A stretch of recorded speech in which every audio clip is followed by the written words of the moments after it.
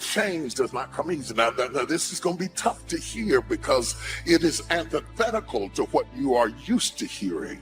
You're used to hearing 5 ways to have a great marriage and 3 ways to start your life over, and eat this and you'll drop 100 pounds, and take this pill and you'll be back able to get into the dress you wore to the prom. But the truth of the matter is, a day of not eating at Wendy's doesn't constitute a diet, and you're not going to be transformed easily or quickly.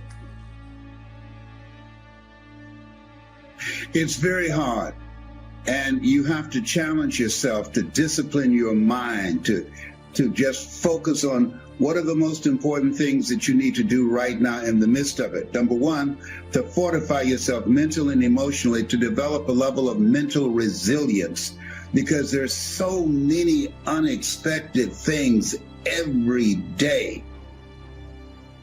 Those who study trends in corporate America suggest that in order to change, not the building, you can change the building quickly, not the name, you can change the name legally and quite proficiently, but to change the culture of an organization is quite difficult.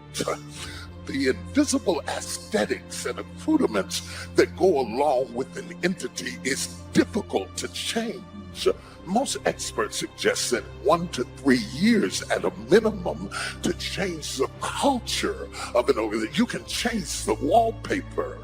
Changing the culture of a marriage is not easy. I have been doing marital counseling for 43 years. And let me tell you something. By the time you see most couples, the culture of the marriage is so baked in that nobody will listen at anybody because everybody on both sides think they are right. And yet they come for change and they walk away without change, because change doesn't come because you come to my office. Change doesn't come because you took a diet pill.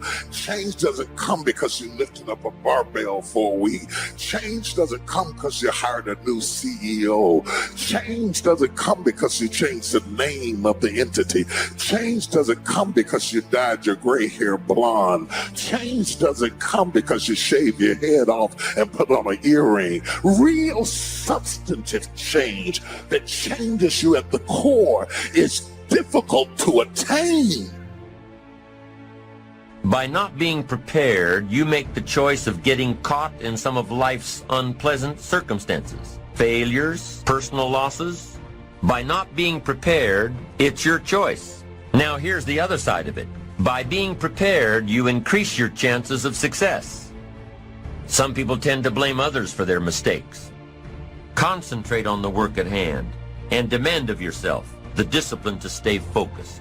If you have a long list of things to get done within a day, do the toughest ones while your concentration is at its peak. Learn your body's rhythms and do the jobs that need the most concentration when you're able to do them best. Use your discipline to keep your mind in line. When you recognize the need to concentrate more, when you recognize this need, it will come easier and easier. Focused concentration can become a habit. Make your mind pay attention. Discipline yourself to be where you are. Work at work and play at play. Don't mix the two. I know people do things that hurt you. Everything is not fair, and everything is not just, and everything's not right. And sometimes you've done the very best and you don't get selected and you don't get the opportunity and you haven't gotten recognized. You cannot afford to get bitter, because if you get bitter, you will never get better. You gotta get that out of you. If you gotta cough it up, if you got to throw it up, if you got to pray it up, you gotta get it out of you. There's a curse on it. There's a curse. You gotta get it out, get it out, get it out, get it out, get it out. He left you, he cheated on you, but get it out of you, get it out of you. So you go ahead. When you look at over 33 million people have lost their job, this is unprecedented. There's trauma that's going on all across the country. It affects all of us. There are things that we can do and things that we must do to pick ourselves up. Success is not final, and failure is not fatal. We all have the challenge to search deep within ourselves to find our inner hunger, which is our power.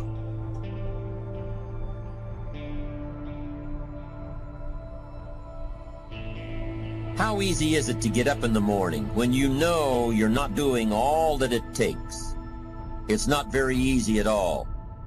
You can just lay there awake thinking, oh, what's a few more minutes in bed? It won't matter much anyway. Wrong. It does matter. It will matter. Now, how easy is it to get up in the morning when you're pouring it on, doing the best you can, anxious to get going, make progress toward your dreams? It's a whole different story. When you're resting to renew your reserves, it's much different than resting to avoid your day. When you're psyched up and excited for your life, when you're excited for what you've planned to accomplish for the day, it's amazing. You'll wake up before the alarm clock even tries to startle you awake. Your successes fuel your ambition. Your successes give you extra energy. Your successes pave the way for more successes. It's the snowball effect. With one success, you're excited to meet another, and another, and another. And pretty soon, the disciplines that were so difficult in the beginning, the disciplines that got you going, are now part of your philosophy.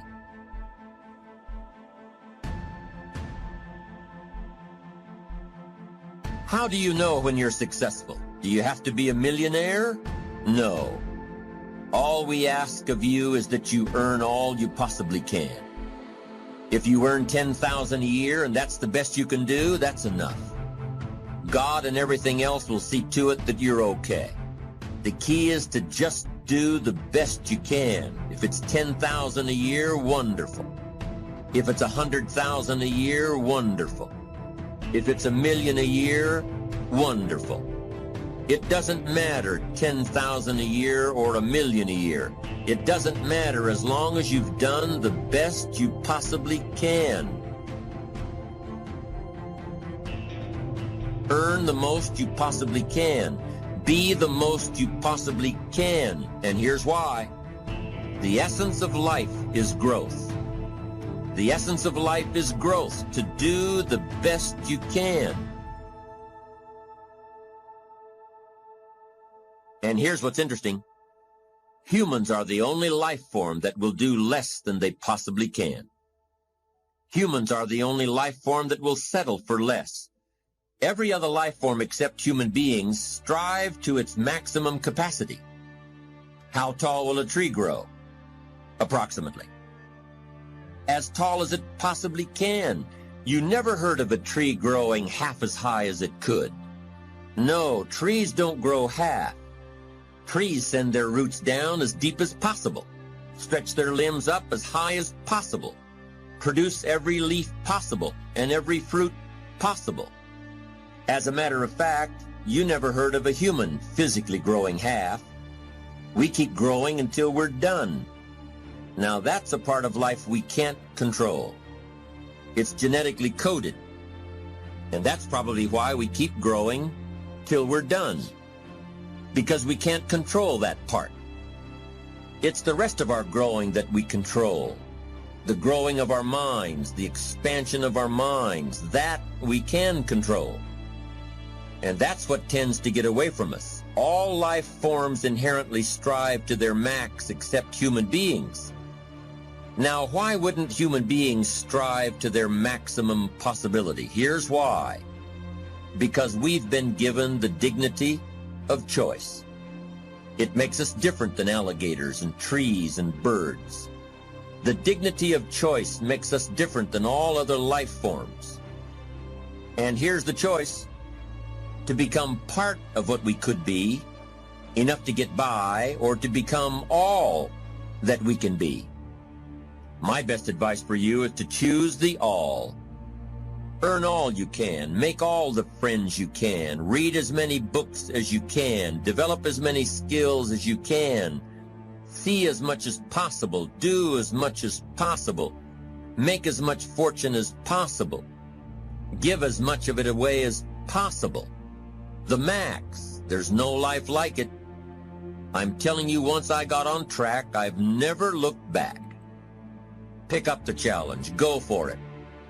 Take the best of the two easies. Take the route of it's easy to get ahead. It's easy to do all you can. It's easy to succeed. It's easy to have financial freedom. The more you do, the more you get. So the two primary benefits of positive reinforcement are, number one, to build good habits, and number two, to create more energy to fuel your ambitions, your desires, your achievements. How can you isolate what's working for you and what isn't? How can you make sure that you are reinforcing your positive disciplines? Well, if it isn't apparent, easy to see right away, if what you're doing is happening in such small increments that you're not sure if you're on track, then you need to be writing it down. You need to keep a journal anyway. But if you really aren't sure that what you're doing is making measurable progress, you need to keep a written record. You need to write down everything that may be relevant in your day. What you did, who you saw, what you felt, how it may or may not affect you now and in the future. The best way to track your activities of the day is to write them down. The best way to track your activities of the week is to write them down. The best way to analyze your progress through the year is to have written it down. Why? So you can look back on it. Because by keeping a written record of your life, you will be more accountable. By putting into writing the action steps that you have planned, you will easily see what works and what doesn't.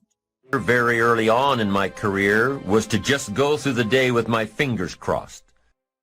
I sure hope things will change for the better. Then here's what I found out. They're not going to change. When you change, when you get better, it'll get better. Don't put it on someone else. Hope that someone else will change it for you. Take responsibility for yourself. You can't change the circumstances or the seasons or the wind. You can change whether or not you go for the skills, multiply your value by 2, 3, 5, 10. That you've got charge of. That you have control of. You don't have control of the constellations.